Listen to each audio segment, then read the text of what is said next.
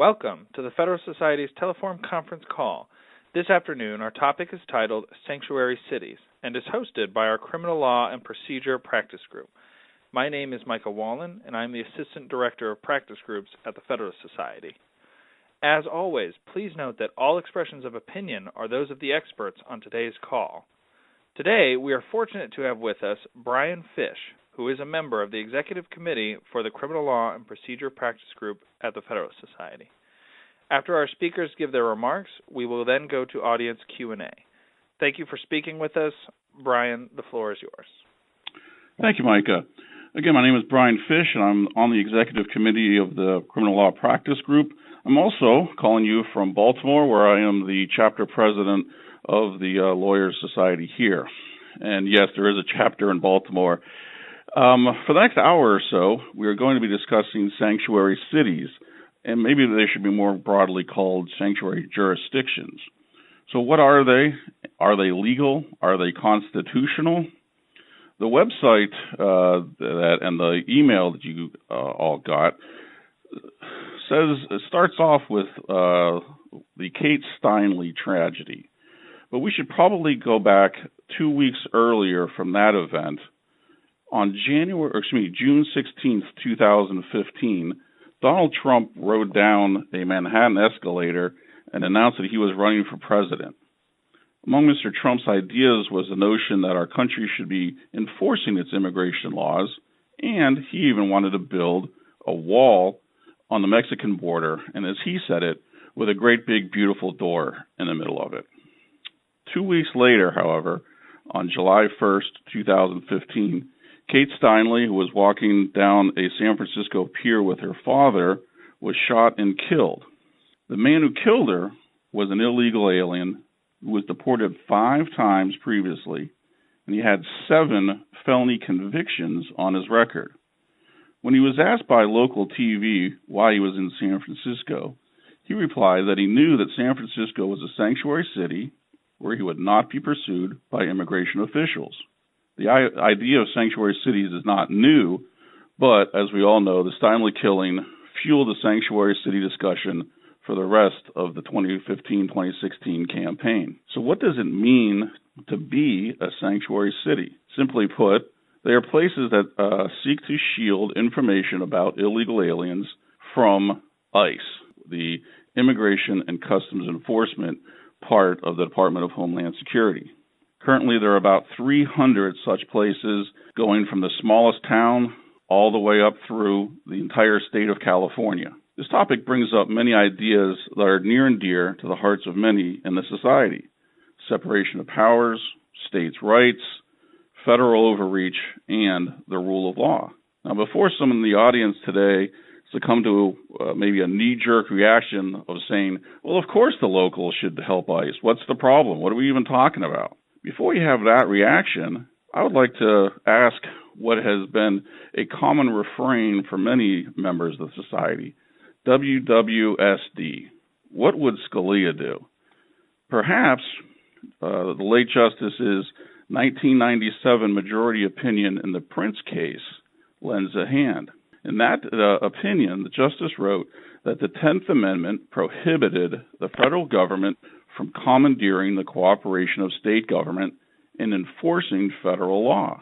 Would perhaps the late Justice Scalia have been in favor of allowing cities or counties or states to be sanctuary jurisdictions? Are these even constitutional? That's the underlying question. Today we have 2 excellent speakers to discuss these issues. First of all, William Stock. Bill is a partner in the Klasko Immigration Law Firm in Philadelphia. He is the past president of the American Immigration Lawyers Association, which is, correct me if I'm wrong, Bill, about 16,000 attorneys practicing immigration law in all facets before not only immigration court, but through USCIS, in front of ICE, in front of the BIA and the other immigration boards and that sort of thing. Yep, absolutely, and in the federal courts as well. Yep. Yes. And Bill received his undergraduate degree from Minnesota's University of St. Thomas, and he stayed in the Gopher State to attend the University of Minnesota's law school. After we hear from Bill, we'll then hear from Chris Hajec. Chris is the Director of Litigation at the Immigration Law Reform Institute. Chris is a former Navy JAG, and he went to undergrad at the University of Michigan.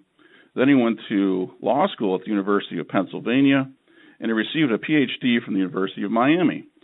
And as you see, I'm from LaSalle, so a proud explorer in my undergraduate days. So the three of us should probably not be talking about college basketball until we get outside.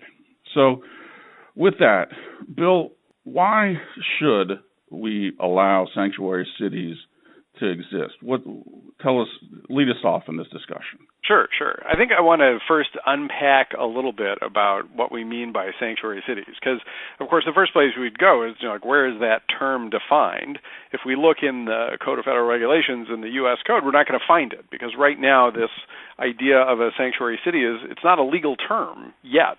And I think we have to unpack that there's a few different elements. So, in our recent City of Philadelphia case, we saw that there were sort of three related issues that were being mixed together in terms of, sanctuary policies. And some jurisdictions have one of these policies, some have all three, some have only two of them. So the first question is what you alluded to earlier, which is the degree to which the jurisdiction shares information with ICE, either proactively or in response to ICE requests for information about individuals who have contact with their criminal justice system. The second question is the degree to which the jurisdiction provides access to ICE to its jails and to either pretrial detainees or to post-conviction. And the third is the extent to which the jurisdiction honors detainer requests, which are civil requests by ICE to hold in custody a person whom ICE asserts is subject to their jurisdiction and subject to removal.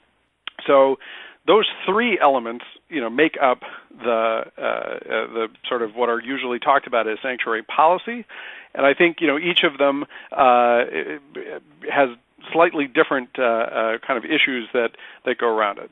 But before we kind of get to unpacking each of those, I think the first thing we have to ask with regard to the recent developments and what you alluded to in terms of what happened as soon as the president was inaugurated, one of his first acts was Executive Order 13768.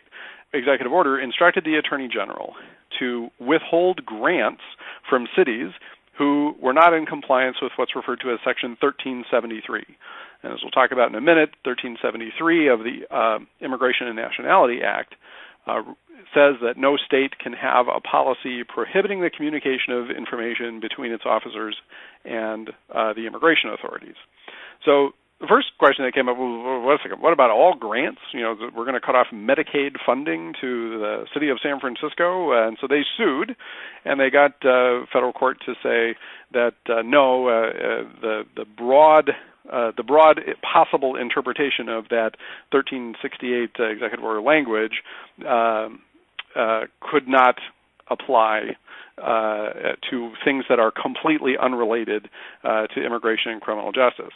So then we get into the sort of more narrow question, which is, as the Attorney General has actually taken action to require cities to certify that they're in compliance with 1373, as they have challenged cities' self-assertion of their compliance with 1373, there have been these other lawsuits in Chicago, in Philadelphia, that have challenged the imposition of a condition on specifically the Byrne criminal justice grants. So these are a grant that's made by the Justice Department to cities to support various law enforcement purposes, and right now that is the grant program, which is the only grant program that has been subject to this condition at this point.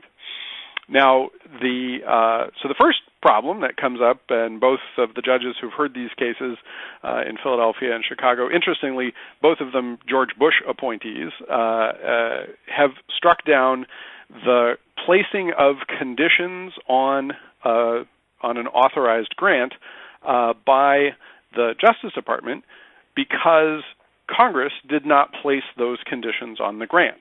So the first issue that we really have with regard to the immediate way in which sanctuary city policies are being combated by this administration is this separation of powers idea, that right now Congress has not made the Byrne grant conditional on 1373 compliance, and the judges, both of the judges who've heard this so far and who made decisions have said that the sort of broad delegation of authority to place special conditions on grants under this program did not authorize the conditions that were placed on this particular grant with regard to sanctuary cities.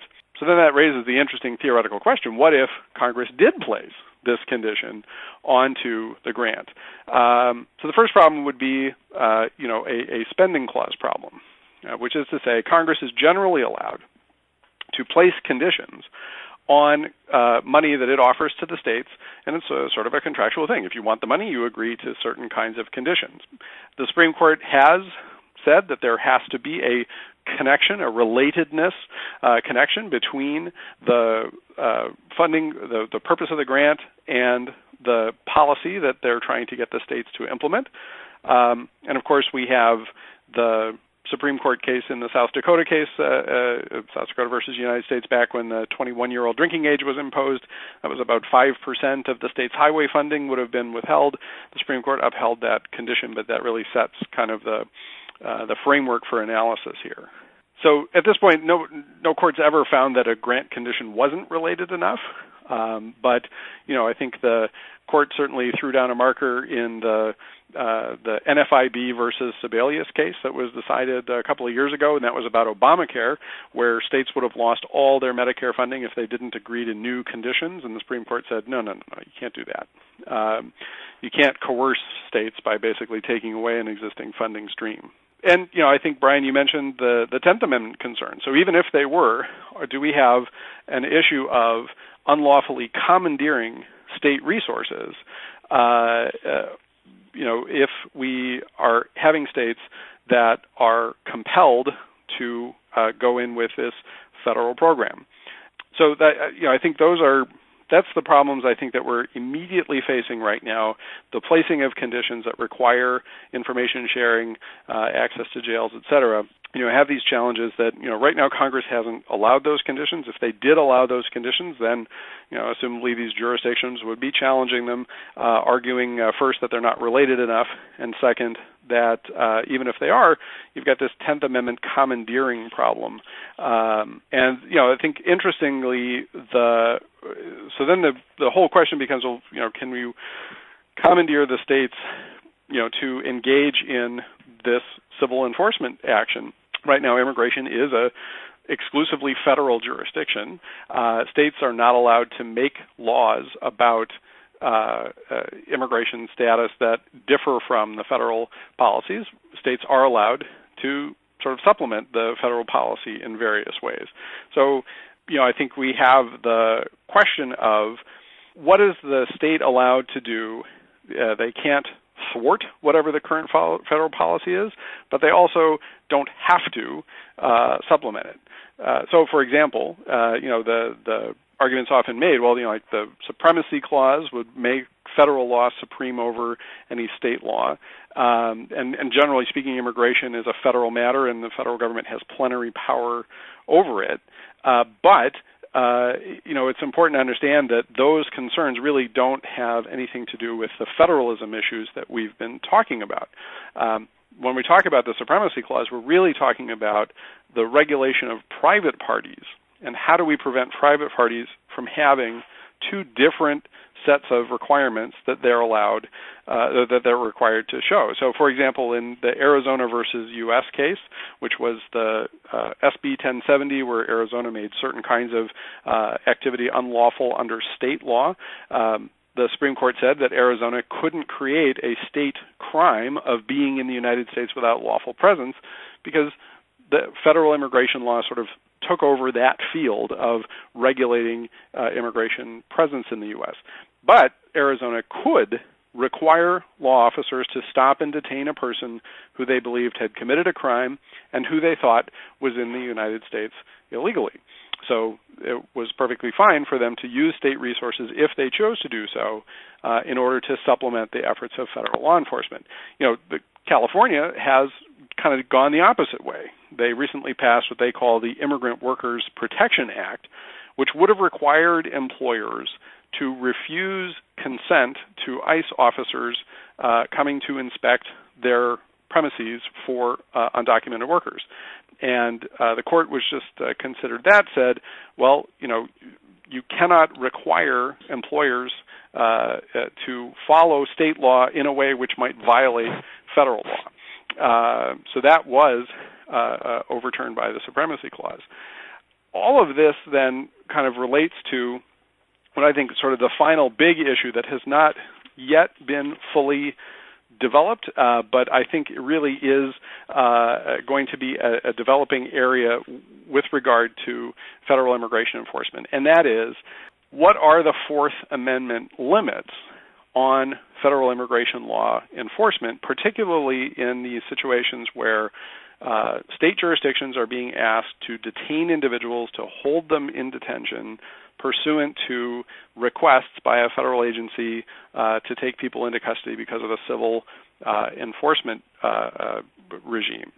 So I'm not really troubled by the fact, and I think courts would not be troubled by the fact that immigration is civil and not criminal. We have lots of detention in the American legal system, which is civil in nature. You've got civil contempt, you've got involuntary commitment, those kinds of things.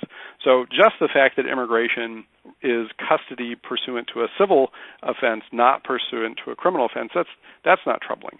What is troubling is that, as currently written, the immigration system has no provision for a neutral magistrate to decide whether or not someone is being taken into custody. And that is the core of the Fourth Amendment requirement, right? That there be a neutral magistrate to whom these questions of detention have to be brought relatively promptly after a person is detained. And in fact, it is that requirement which has led to many of the policies which are characterized as sanctuary policies, particularly in some of the more remote counties around the country. In our state, it's Lackawanna County, which has a very active participation with ICE and their local police.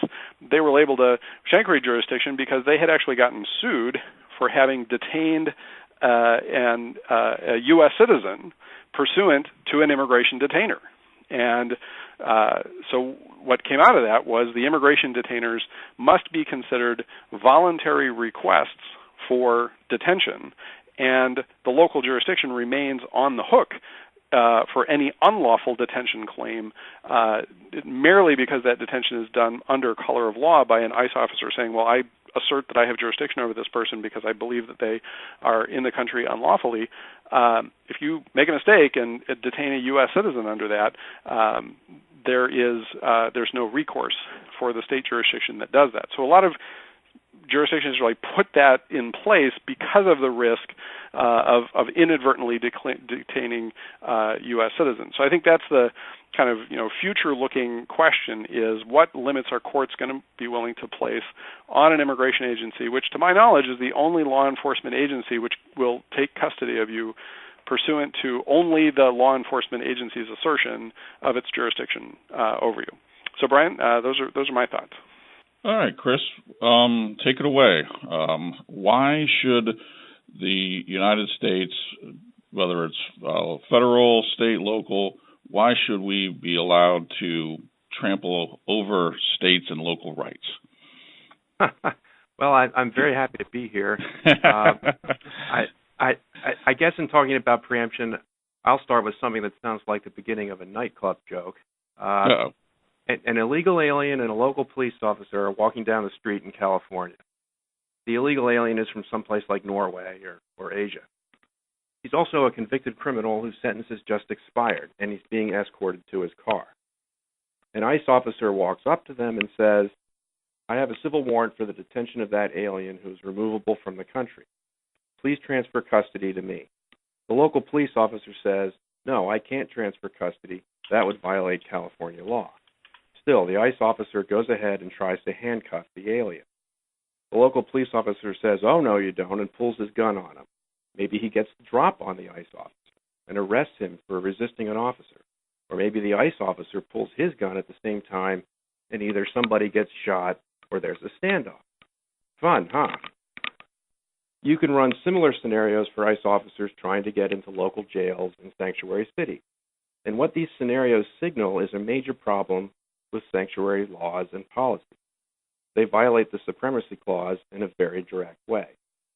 In fact, state criminal process may not be used against a federal officer in the course of pursuing his federal duty.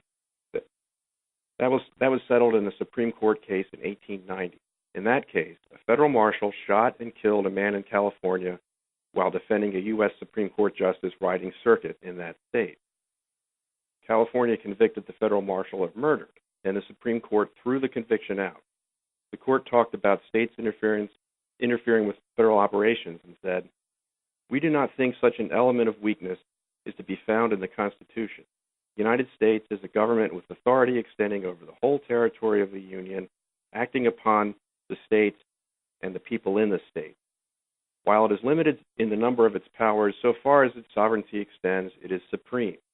No state government can exclude it from the exercise of any authority conferred upon it by the Constitution, obstruct its authorized officers against its will, or withhold from it for a moment the cognizance of any subject which that instrument has committed to it." That's from In re Nagel, an 1890 case. What this means, in my view, is that state and local laws and officials can't interfere with federal law enforcement. When an ICE officer comes knocking on a jailhouse door seeking a removable alien therein, the jail has to let him in. They can't arrest the ICE officer, and if they can't use legal process against him, it seems to me they can't use force or lock doors either. Anything less, and we don't have a federalist system with federal supremacy. We have anarchy. But that's just what sanctuary policies do. They tell local jails they can't let the ICE officers in. They tell local law enforcement they can't transfer custody to ICE. When it comes to a conflict point, these laws can't be enforced without violating the Supremacy Clause. That means they already do violate the Supremacy Clause. They also violate the Supremacy Clause through obstacle preemption. That's where state law stands as an obstacle to the full realization of the purposes of Congress in passing federal law. Federal immigration law has two big purposes. One, to remove aliens unlawfully in the country or have committed crimes, and two, to foster voluntary cooperation by local law enforcement in removing them. The latter purpose is behind, for example, the federal law authorizing local law enforcement to detain aliens at ICE's request, even without a written agreement and specialized training. Well then, what are sanctuary laws or policies? They are commands to local law enforcement officers that they should not cooperate. On their face, they stand as obstacles to the full execution of a congressional objective, cooperation. They are also an obstacle to the objective of detaining and removing removable aliens.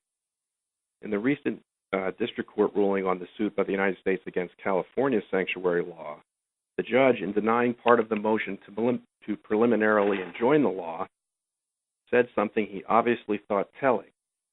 He said, "Refusing to help is not impeding. Standing aside does not equate to standing in the way.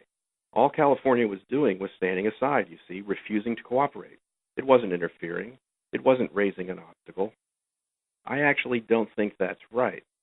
A lot of law enforcement officers in California wanted to cooperate and have been cooperating. California has told them they can't cooperate. It's as if someone were trying to load heavy objects onto a truck while a crowd looked on. Many in the crowd wanted to help, but it turns out they all worked for the same person who told them, "If you help, you're fired." Is that person raising an obstacle to the objects being loaded onto the truck? I think you could say he is, according to the ordinary meaning of words. He especially is if the objects can't be lifted by one person or not easily, and the person loading them needs help. In fact, that's the situation we're in now. The federal government has a heavy load. There are about 12 million illegal aliens in the country, and very many, I don't know the exact figure, but maybe millions, of criminal aliens.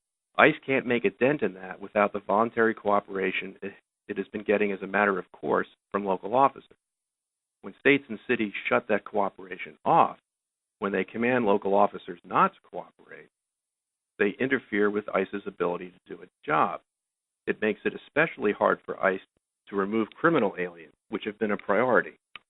That's obstacle preemption. It's unconstitutional. The situation is similar with the validity of detainers under the Fourth Amendment. Immigration enforcement would grind to a halt if ICE had to obtain a criminal warrant from a judge to detain an illegal alien. Indeed, many of them haven't even committed a crime, they're just in the country unlawfully.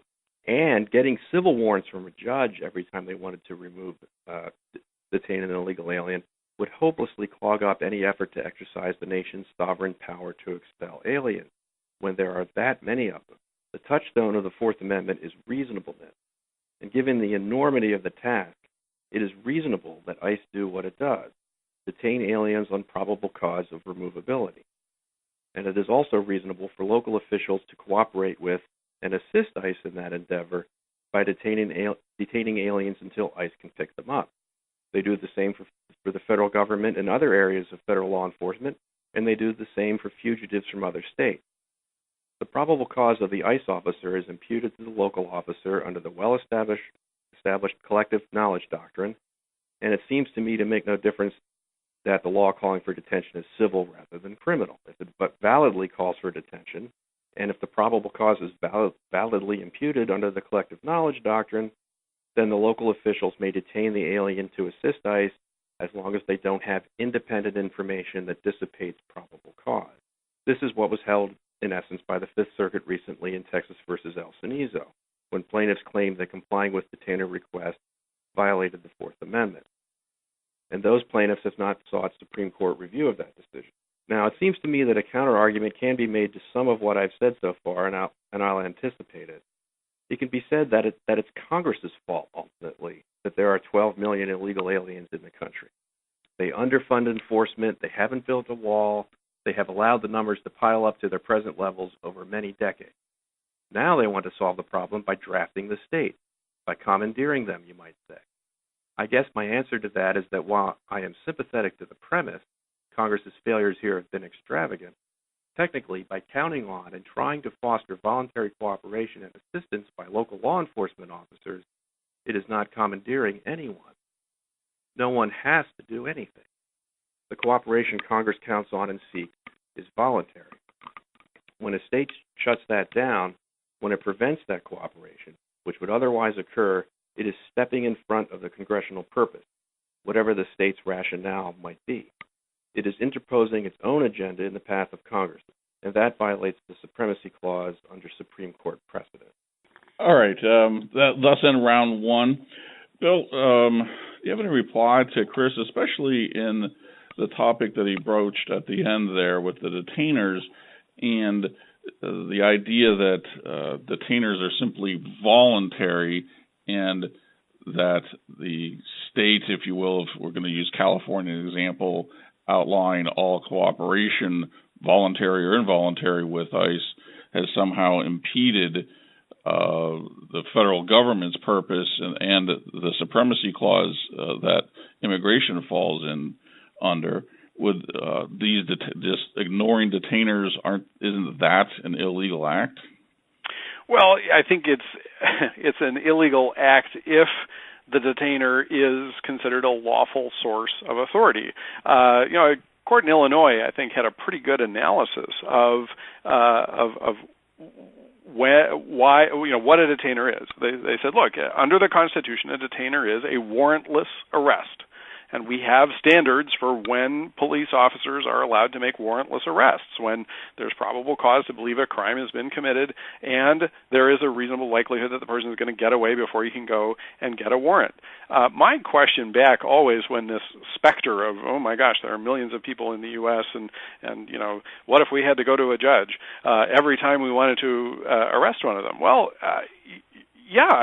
my question is, why is the Immigration and Customs Enforcement Agency the only federal law enforcement agency, state law enforcement agency, or local law enforcement agency that can't figure out how to go to a neutral magistrate and get a detention warrant for somebody who they'd like to take into detention. When the city of Philadelphia is holding somebody that my native Montgomery County wants to take custody of, they have no problem at all in getting a warrant from the Court of Common Pleas in Montgomery County that allows them to take custody of that.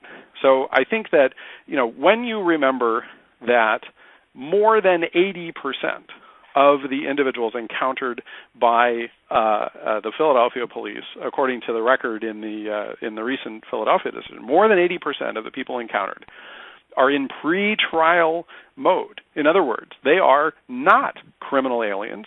They are presumed innocent aliens. And those individuals may or may not be priorities for removal. They may or may not have sympathetic situations. So the city of Philadelphia has just said, look, we're not going to put people in front of the immigration officers just because they happen to have had an interaction with the criminal justice system.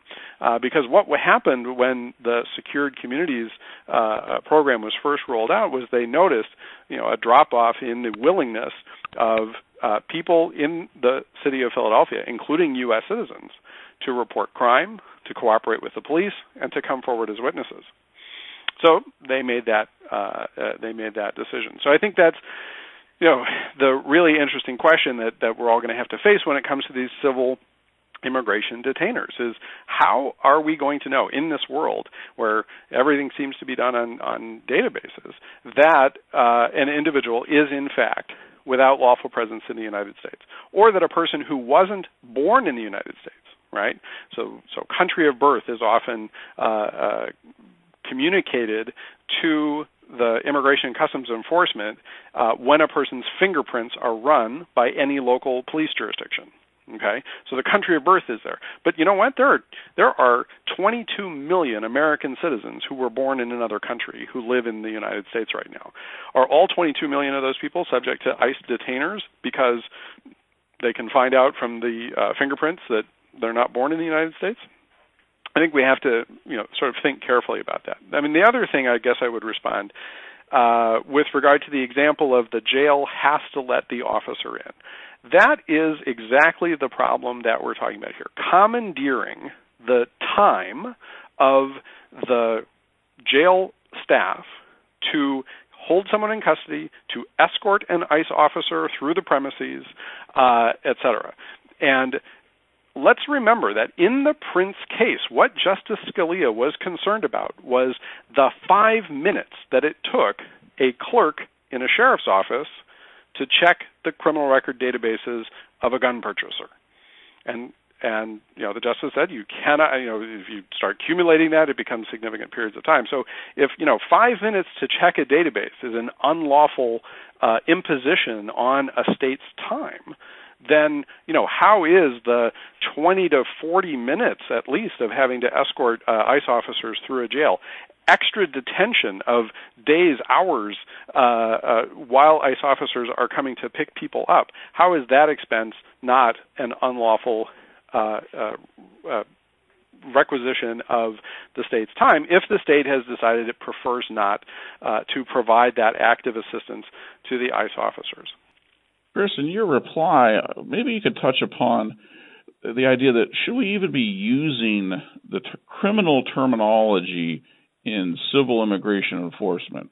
We've been talking about such criminal terms as probable cause, guilt, innocence. Does any of that really even apply? Because as we've all acknowledged, most of immigration enforcement is civil in nature. Does any of that really apply? And should we be using those terms when we're talking about immigration enforcement? Well, I think probable cause is a decently applicable term in the civil context. We know what it means. Probable cause to believe that the alien is in the country unlawfully and is removable. That's it has the same meaning as it does in criminal law. It's just that there's something different that there is probable cause to believe. It's not that a crime has been committed. It's that a civil law has been violated. So that's all right. But no, it's not a criminal matter at all. And the usual Fourth Amendment protections that have been developed by the court in the criminal area are not applicable. What is applicable is the Fourth Amendment's requirement of reasonableness. And it seems that it is reasonable for the federal government to do what it has always done and detain aliens in the country unlawfully when they have probable cause. And it would be impractical to go to a judge every time, and especially because of the very large number. And as far as detainers go, I want to reply to something. It's not that, the argument that it takes some time for the officer to for a local jail to let a nice officer in and escort him and so forth may have some merit against my first argument. And of course, I'm not arguing that when a local jail or a local officer refuses to honor a detainer, that is preempted. I think the key here is that who are the actors we're talking about? The federal government is relying on cooperation and assistance from state and local law enforcement officers, and it routinely gets that cooperation. And when the state comes in and tells them they can't cooperate, that is an obstacle to the federal government's program. So I think the issue here, and I don't think it's a clear and easy issue, is that what is the level of agency here? Is it the state? Is Congress just relying on the cooperation of the state, and the state can deny its cooperation? Or is Congress relying on the cooperation of local officers, individual officers, or maybe individual institutions such as a jail, and the state is blocking that by saying you can't cooperate? Brian, if I might just quickly please jump in. I think I'm a little nervous about the legal principle that is being articulated here. That, because, let's just flip it on its head for a second. If the EPA says, well, we have great cooperation with, the city of Tulsa, Oklahoma, in regulating fracking wells that we think are dumping groundwater in, and the state now wants to come in and say, well, we think the city of Tulsa shouldn't be the one making that decision. The EPA has to interact with our, Oklahoma state level environmental enforcement agency. Are we now arguing that, well, no, that's a federal purpose, and so the state can't regulate the ability of local officials to talk to the federal government? I'm troubled by this idea that because it's immigration, we can put restrictions on the ability of states to control the instruments of political authority in their jurisdictions. We already have several questions lined up. So, Brian, would you like to go to the first one? Sure, fire away. Right, here we go. Caller, you may ask your question. Good afternoon, everyone. My name is John Gormley. I'm a lawyer in New Jersey, and getting back to the theme that we just discussed in terms of state versus local control, I was wondering if someone might be able to provide me with some guidance on this. Let's just say that you have a local municipality within a state that is a sanctuary state, and for whatever reason, the local municipality decides that immigration enforcement becomes a priority. What right does the state have to really restrict a municipality's ability to cooperate with federal agents in a situation such as that? I'd be happy to take that quickly, Brian. Yeah, please. The situation you're describing, Texas just enacted SB 4, a state bill which makes it precisely that claim. There were some cities who then claimed a problem. I think absent a state constitutional inability of the state to regulate the municipalities, which are its instruments, I think the state gets to make that call in our federal system. Yeah, I would just add that yes, the municipalities are creatures of the state, and normally the state could tell it not to cooperate, unless the state exercises its right in such a way that it interposes an obstacle to the achievement of congressional purposes, here being cooperation and immigration enforcement. Now, guys, if as we've discussed, the federal system has exclusive rights to legislate an immigration law, why can't they simply, as they've done, legislate that thou shalt cooperate with immigration enforcement? And why isn't that the end of this discussion? That would be commandeering if it just told local law officials they had to cooperate. So exactly. So but they have done that, at least in some context. Is that correct? No. They in 1373, for example, they forbid states and I guess localities from prohibiting their local officials, the individual officers, from sharing information. Right, which then raises the interesting question about 1373, which is whether it's constitutional after Murphy versus NCAA.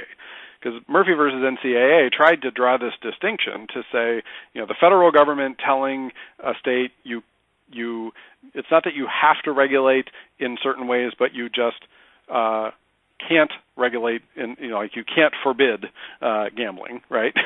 And the Supreme Court says no, it doesn't work like that. Either way, the federal government is imposing its policy choice on a state has a 10th Amendment implication. So I think it will be interesting to see as these cases make their way forward the effect that the Murphy decision does have on this larger question of how far is too far and what policies are allowed. I think 1373 is really vulnerable to a challenge under the Murphy doctrine.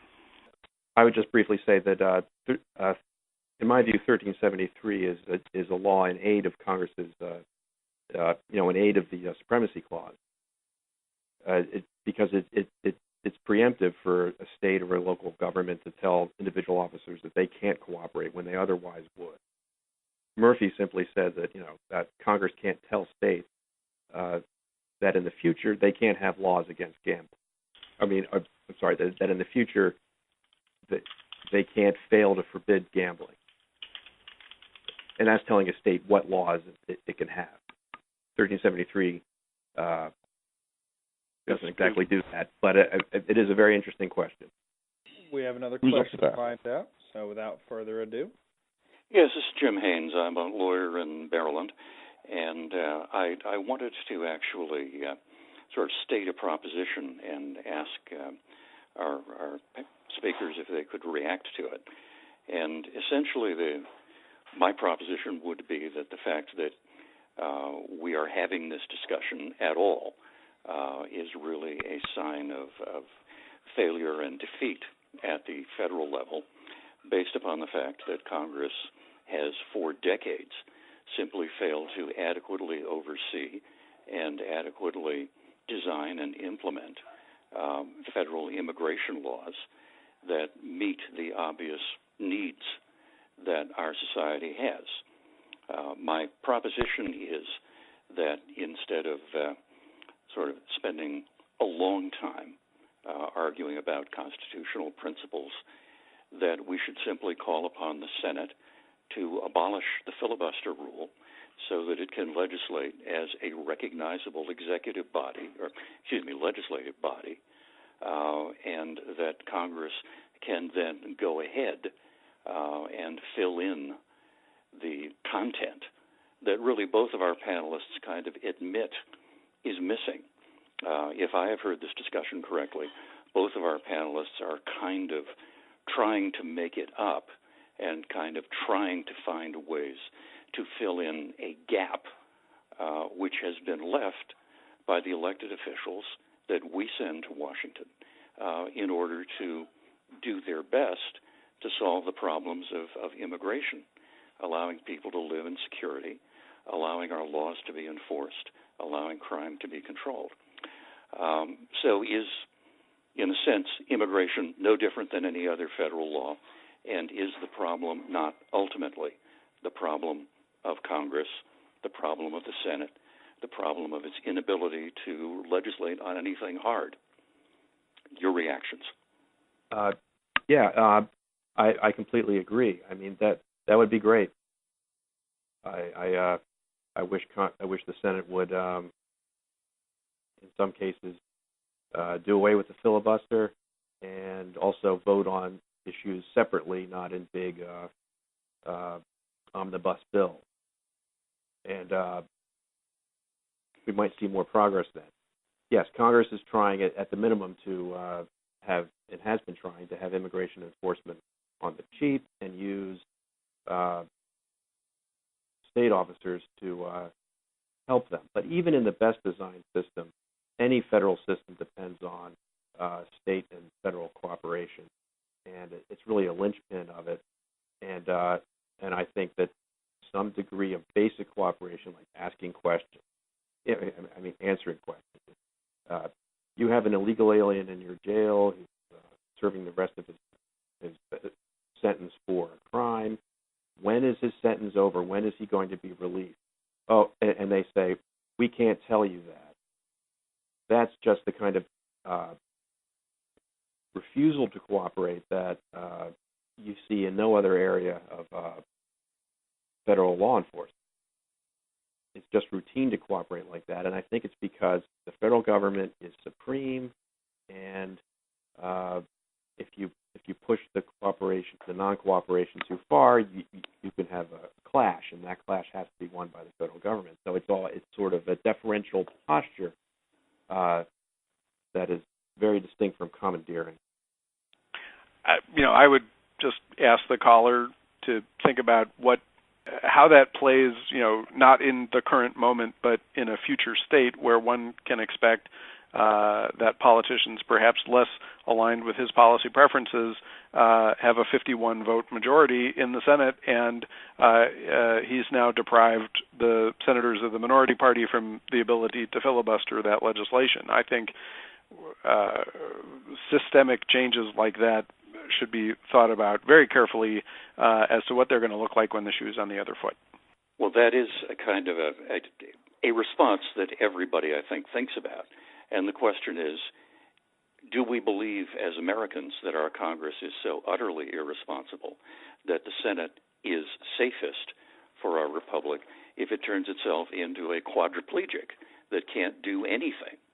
I mean, I would almost prefer to have them do things that I thought were wrong if I thought that I had a chance of correcting them than sitting and watching administrative agencies or watching skilled attorneys kind of, as I said earlier, and I mean this in a kindly way, making it up. And that was my thought about the response. Well, what happens if you lose?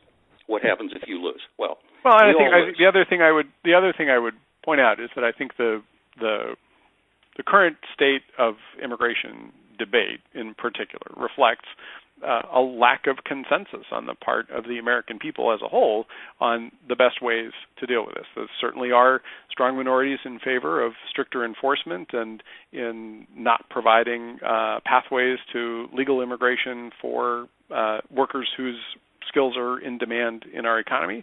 There's a constituency which says, why do we have any of these rules at all? I don't fall into either of those camps. I think that a well-regulated immigration system that serves America's interests is what we're all about. But the fact is that the politicians are very able to discern the policy preferences of a majority of the voters in their districts, and I think they're finding it very hard to discern a mutually agreeable path forward on this and on other issues.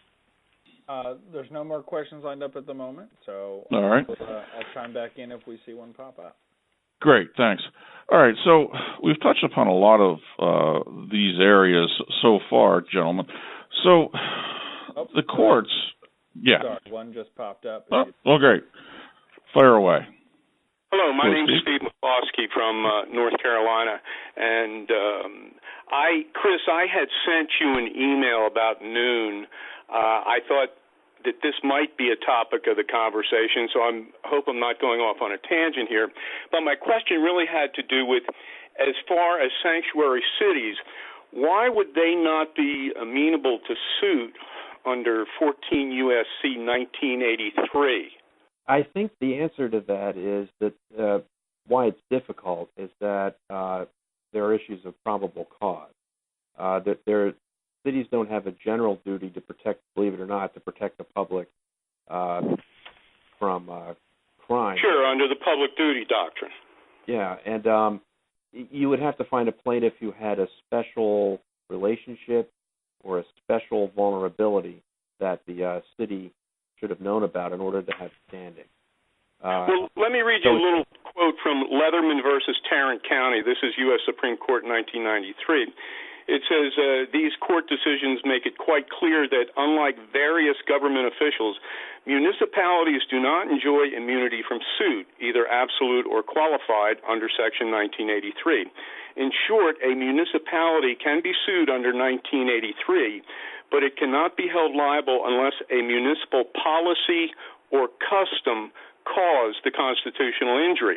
Now, I don't think that the sanctuary city policy of releasing criminals in spite of a detainer has to be the proximate cause, but it seems like it would be a proximate cause.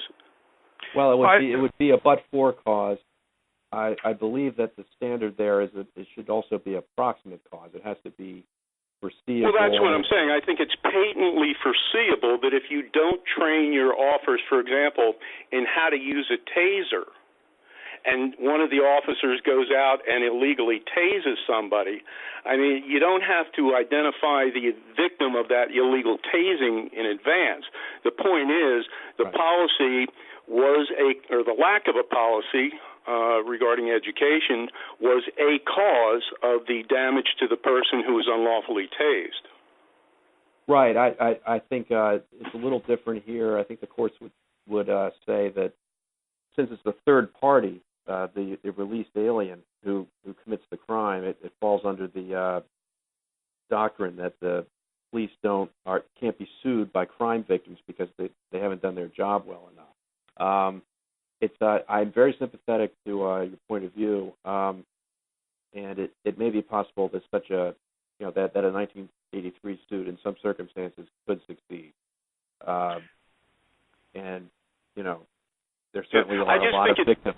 I just think it's patently foreseeable that with a policy like that you will have, and in fact at the beginning of the show you said that the fellow who shot Kate Steinle was in San Francisco because of the sanctuary policy.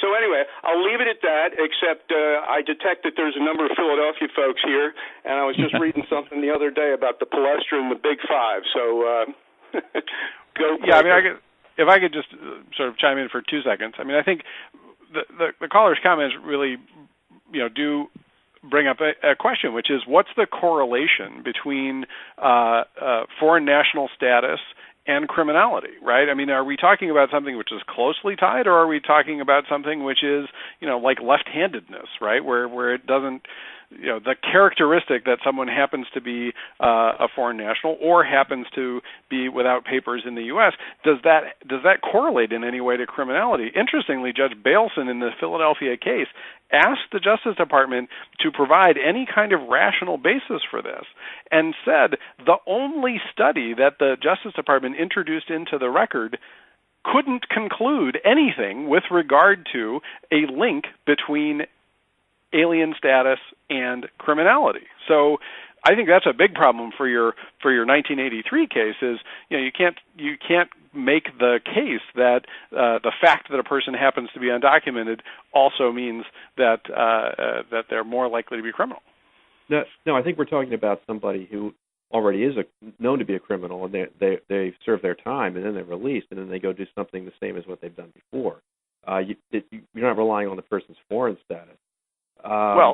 If you're relying on the fact that a person committed a crime before, then if you make them amenable to suit because they released someone who had been charged with a crime before or who had been convicted of a crime before and who happened to commit another crime, it seems to me that doctrine says, well, then every state and municipality is liable for recidivism, which is a pretty dangerous road, it seems to me. not everyone has this option of being removed from the country and removed from the city entirely, as these aliens do. They're preventing that dangerous person from being removed. I think that would be the causation. And as for illegal aliens, there's no studies that show illegal aliens commit crimes at higher rates. The data is very hard to come by on that, and that's probably why they don't have it. There is a rational basis. I mean, many aliens would be fugitives from justice in their own countries. That's why they would come here, to escape authorities in their home country. Well, I'm not sure there's any data that supports that, though, either. Well, that's sort of common sense, I suppose. But at any rate, that's true. The data is very hard to come by, and that's why there are not any studies. But there are a tremendous number of criminal aliens in our jails that we know, and there are people who can be removed. Gentlemen, what about the practical sense of this? If a local or state law enforcement agency isn't cooperating with ICE and simply releases someone who ICE had tried to put a detainer on and the detainer wasn't honored, that person goes out in the community, ICE is forced to go track them down. Doesn't that, A, make it more dangerous when we have more law enforcement going after that person? Doesn't it make it more dangerous for the law enforcement officers and the person being tracked down?